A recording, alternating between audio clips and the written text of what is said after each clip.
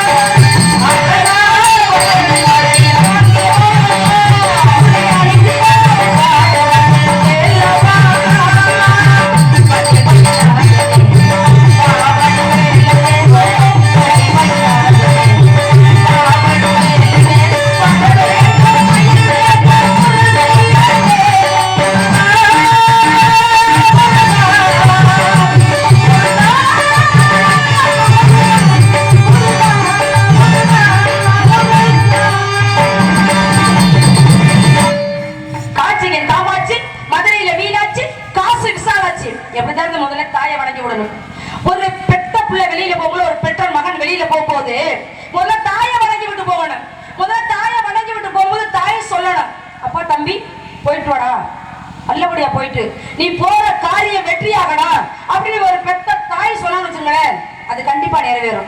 அதனால முதல்ல பெத்த தாய அப்படி மகனை அனுப்பி வச்சுட்டு என்ன சொல்லுவா தெரியுமா, நம்ம மகன் போயிருக்கானே, எப்படி சாப்பிட்டானா சாப்பிடலையா, என்ன விவரம்னு தெரியலையே, நம்ம மகன் எப்ப வருவான் அப்படின்னு வழிவேல விழி வைத்து காத்திருப்பான் அந்த பெத்த தாய். அந்த மகன் வீட்டுக்கு வந்ததுக்கு அப்புறம் அதான பச்சை தண்ணியை கொடுத்து தம்பி வா கையை கழுவு சாப்பிடு அப்படின்னு அந்த பசியோட வர்றால பசியா சாப்பிட சொல்லிட்டு அதுக்கப்புறம் தான் அந்த பெத்த தாய் கேட்பா, தம்பி நீ போன காரியம் வெற்றி ஆயிடுச்சா, என்ன பண்றது அப்படின்னு அதுக்கப்புறம் தான் தாய் கேட்பா. அதனால தாயை வணங்கி விட்டாக்க எந்த காரியமும் வெற்றியாகும். அதனால தாயை வணங்கி விட்டு அடுத்த கலைப்பணியை தொடங்குவோம். தாயே கருமாறி எங்கள் தாயே கருமாறி தேவி கருமாறி துணையை மகமாகி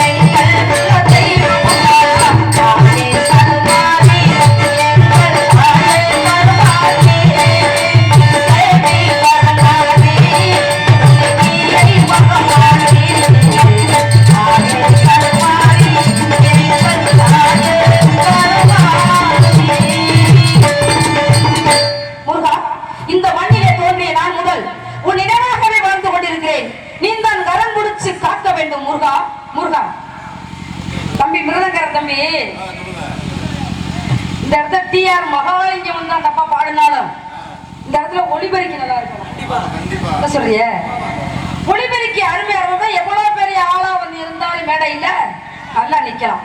அதனால உங்க ஒளிபெருக்கி ரொம்ப அருமையா இருக்கிறது. நேற்று போனவங்களோட அந்த ஒளிபெருக்கி இப்படி இல்லை, அதெல்லாம் ரொம்ப சந்தோஷம். அந்த ஒளிபெருக்கி எவ்வளவு ஒரு அழகா அன்பா இருந்தாலும் நம்ம வந்து இப்ப பக்கம் மேல 4 பேர் நல்லா இருக்கணும். ஆமாங்க, நீங்க என்ன வரல எப்படி என்ன பிள்ளைங்க அவங்க கணிச்சுங்க. அதனால நேற்று வந்து பக்கம் கூட இன்னைக்கு வந்து பக்கம் மேல அருமையான பக்கம் வேணும். ஆமா, எதை நினைச்சுக்கிறாங்க. அப்படியே நீங்க 4 பேர் நல்லா இருந்தாலும் நாங்க உள்ள இருந்தா அப்படியே நடிக்க வந்திருக்கோம் வச்சுறாங்க. இத்தனை பேரும் நல்லா இருக்கணும். நம்ம அனைத்து பேரும் நல்லா இருந்தாலும் நம்மள இருந்து வெளியில இருந்து பாக்குறாங்க மக்கள் பாக்குறாங்க மத்தியில் வெளியில இருந்து அவங்க எல்லோரும் சந்தோஷமா இருந்தாக்க நம்மளுக்கு நல்லா இருக்கும். அதனால அவங்க நல்லா இருக்கணும். அதனால உங்களுக்கு எல்லாருக்கும் மொத்தமா ஒரு வணக்கத்தை போட்டு விட்டு என் கலைப்பணியை தொடங்குவான். இதுதான் என் தம்பி மிருதக்கார தம்பிக்கிட்டே என் தம்பி ஆண்டோட தம்பிகிட்ட ஒரு வார்த்தை கேட்கணும். ஆமா, நிலவை தூதாக விட்டாங்க. ஆமாமா, காற்று மயில் புயல்கள் மான்கள் மீன்கள் அனைத்தையும் தூதாக விட்டாங்க. ஆமாமா, அப்பெல்லாம் என்ன செய்வாங்கன்னா வெளியில பாய் போட்டு படுத்திருப்பாங்க. அப்படி படுத்திருக்கும் போது அவங்க படுத்திருக்கும் போது நிலவை பார்ப்பாங்க. இந்த நிலாவை தூது விட்டா எப்படி இருக்கும், அந்த மேகத்தை தூது விட்டா எப்படி இருக்கும், இந்த காற்றை தூது விட்டா எப்படி இருக்கும் அப்படின்னா உள்ள நினைப்பாங்க. அப்போ உள்ள காலம் அப்பெல்லாம் அதெல்லாம் காதல் தூது. அந்த பாரதத்துல கண்ணன் தூதாக போனான், அந்த ராமாயணத்துல ஆஞ்சநேயர் தூதாக போனான், இந்த ராமனுக்காக ஆஞ்சநேயர் தூதாக போனான், அந்த முருகனுக்காக வீரபாகு தூதாக போனாரு. இதெல்லாம் என்ன தூதுன்னு தெரியுமா? இதெல்லாம் தெய்வீக தூது. அது காதல் தூது, இது தெய்வீக தூது. ஆனா தம்பிக்கு தெரியாது, அதனால அதை பத்தி தம்பி இதை கேட்க வேணாம். காலையில கேட்பேன், காலையில கேட்க உடனே கேட்பேன். ஆமா, ரகசியமாலாம் இல்ல, அது ஓப்பனா கேட்கறது. ஆமா, அதனால இப்ப நான் எப்படி நினைச்சிருக்கேன் அப்படின்னா, அந்த முருகன் எப்ப வருவார், எப்ப வருவார் அப்படின்னு அவரை நினைச்சு கொண்டேன். அந்த முருகனுக்காக அந்த மல்லிகை பூவை தூதாக விடலாம்னு நினைக்கிறேன். நீங்க எல்லாம் எப்படி நினைக்கிறீங்க? பாருங்க. மல்லிகையா மல்லிகையா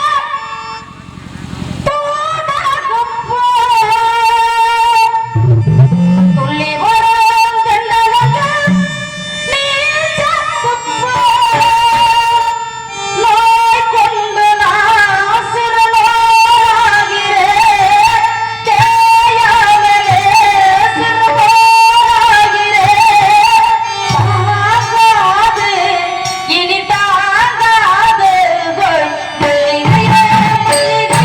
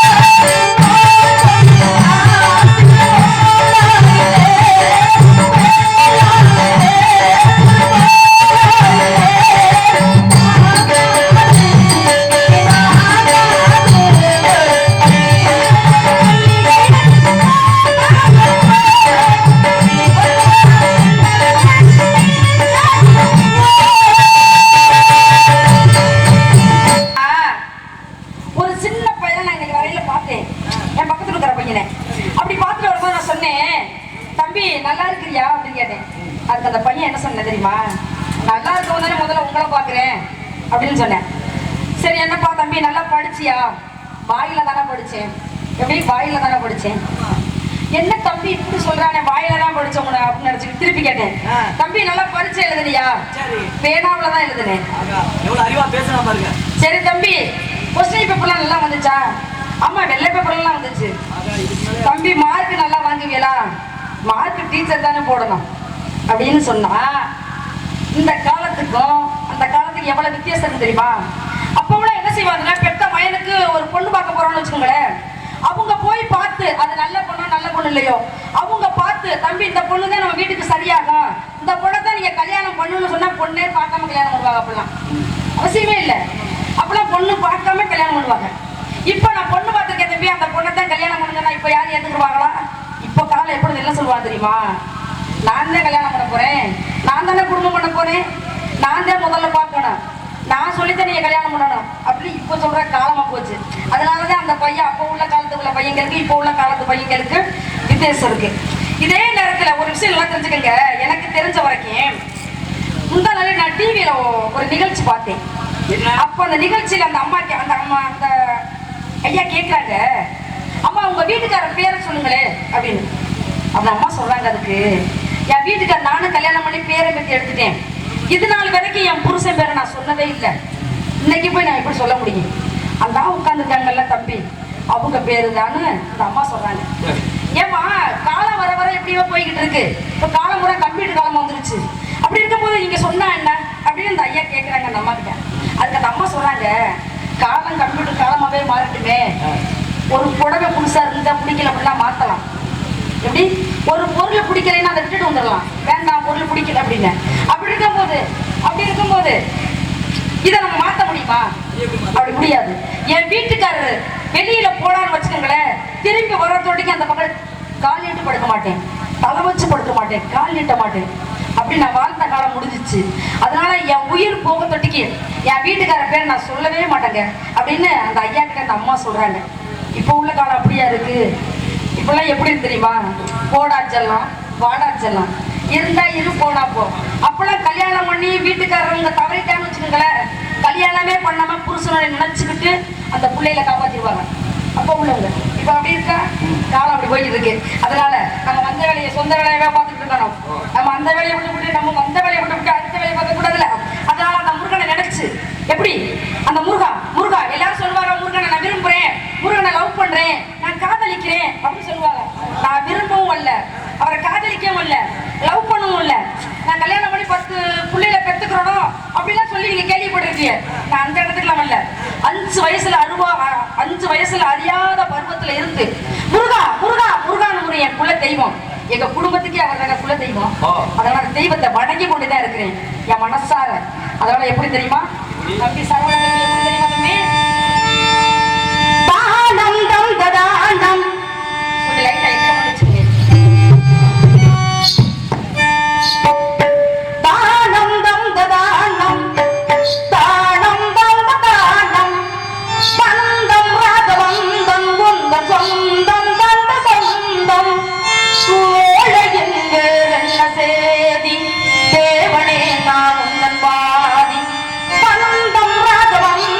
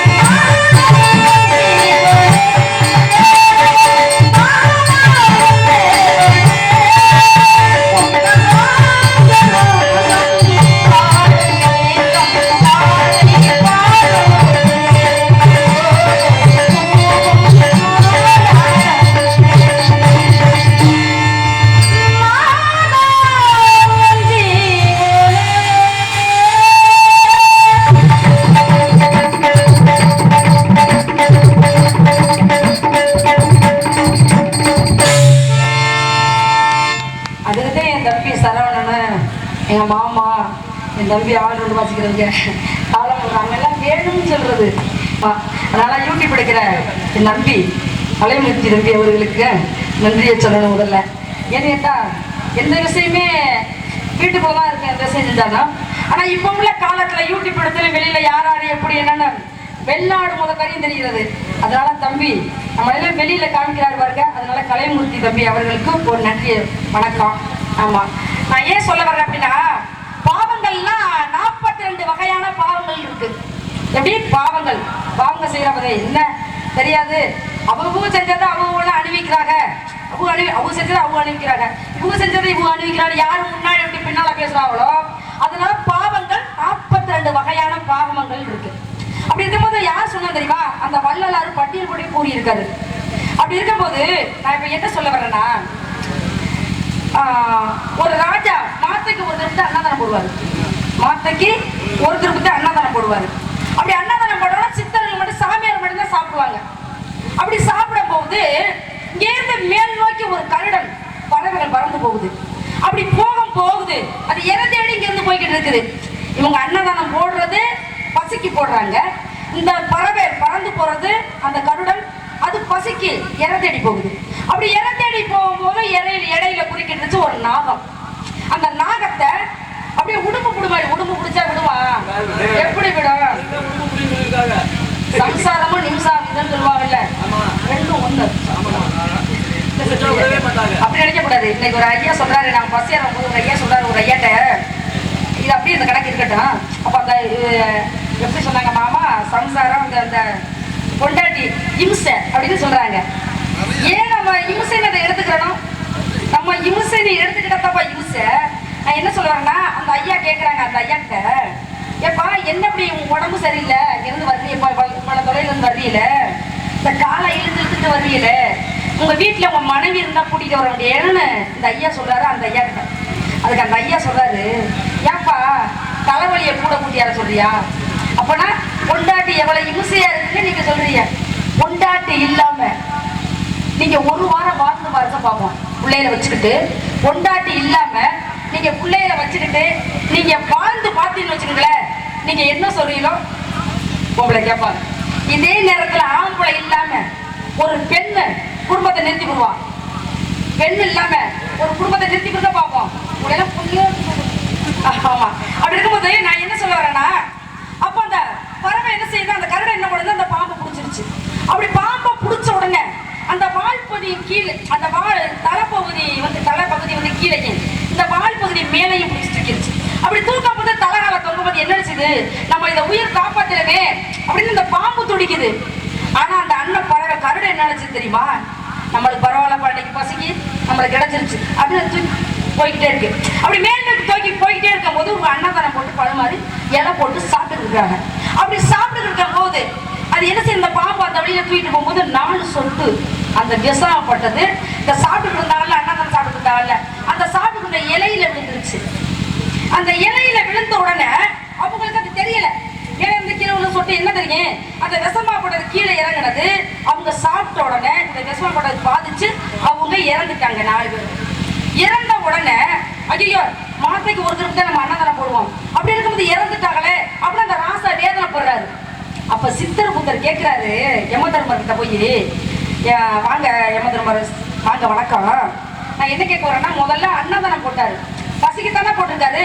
அப்படி பசிக்கு போட்டிருக்கும் போது இறந்து போயிட்டாங்களே, இந்த பாவ கணக்க, அந்த 42 வகையான பாவ கணக்குல ஒரு கணக்கு, அந்த ஒரு கணக்க யாரும் மேல வைக்கிறதுன்னு கேட்கிறாரு.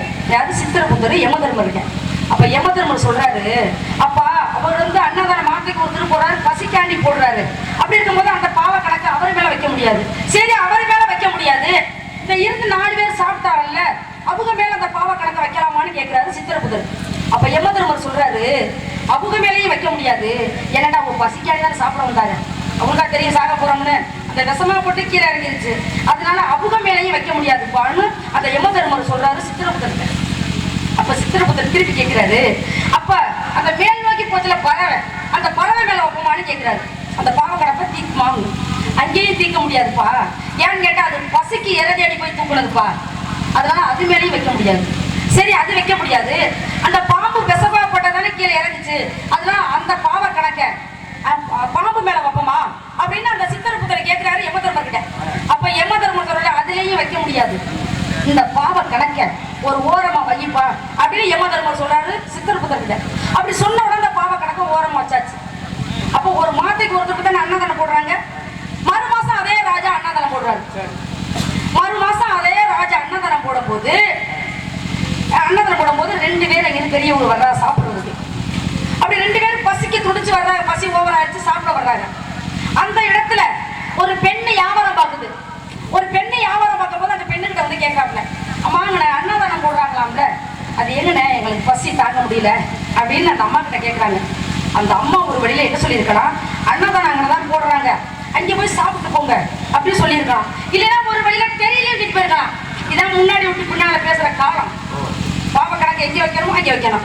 அப்படி இருக்கும் போது அந்த அம்மா சொல்லியிருக்காங்க, அந்த அன்னதானம் கிடைச்சா போடுறாங்க அங்கிட்டு போங்க, ஆனா சாப்பிட்டுன்னா இங்க செத்து போயிருவீங்க அப்படின்னு சொன்ன உடனே அவங்க வந்த ஒரு ரெண்டு பேர் பெரியவர் என்ன நினைக்கிறாங்க, நம்ம சாப்பிட்டா செத்து போயிருவோமா, அப்ப நம்ம சாப்பிட வேணாம் அப்படின்னு அவங்க தலைகளை திரும்பி போயிடுறாங்க அந்த பசியில. அப்பதான் அந்த யமதர்மர் கூப்பிடுறாரு சித்திரபுத்திர, இங்க வாப்பா, நீ சொன்ன இல்ல பாவ கணக்கை எங்க வைக்கணும் எங்க வைக்கணும்னு என்ன கேட்டா இல்ல, இப்போ அந்த பெண்ணு அதை சாப்பிடாம அந்த பசியில வந்தவங்களை திருப்பி விடுச்சு பாத்தியா, அவங்க மேல அந்த பாவ கணக்கை வைப்பா அப்படின்னு அந்த யமதர்மர் சொன்னாங்க சித்திரபுத்திரகிட்ட. அது மாதிரி முன்னாடி விட்டு இங்க பின்னால பேசுறா பத்திலாங்க, அவங்களுக்குலாம் இப்ப நிலைமை தான் சரியா. அதனால நம்ம வந்த வேலையை பார்க்கணும்ல, மேகத்தோட சந்தனத்தை உரசத்தான் மழை கிடைக்கும். அம்மா கையில வச்சுதான் கிடைக்குமா, மேகத்தோட மேகம் எடுத்துச்சுன்னா மழை பெய்யும். தீக்குச்சி உரசத்தான் தீப்பொறியும். ஆமா தீப்பொறியும். அதோட கீத்து உரசுனா என்ன சவத்தம் கேட்க தெரியும் சொல்லுங்க பாப்போம். உங்க மாமா கேட்பாங்க, அனுசாரி உங்க மாமா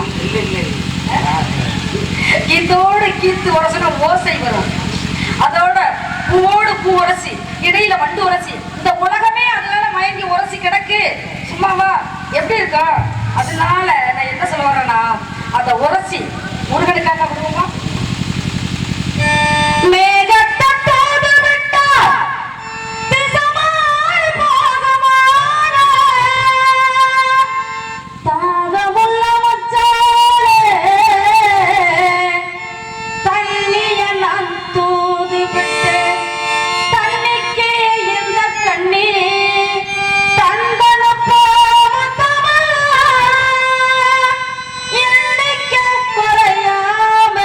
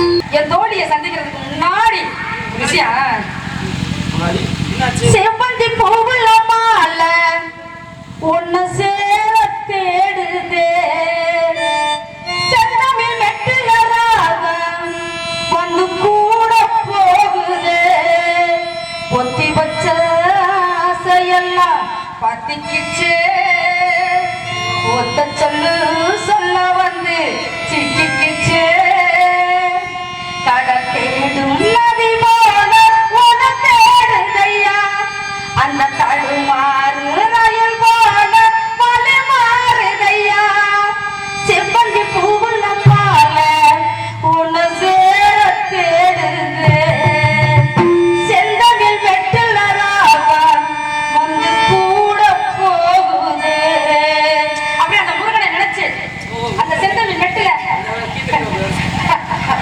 அதுக்கெல்லாம் வாய்ப்பே இல்லை ஆமா அதெல்லாம் அப்ப அதெல்லாம் நான் என்ன சொல்ல வரேன்னா அந்தி வரும்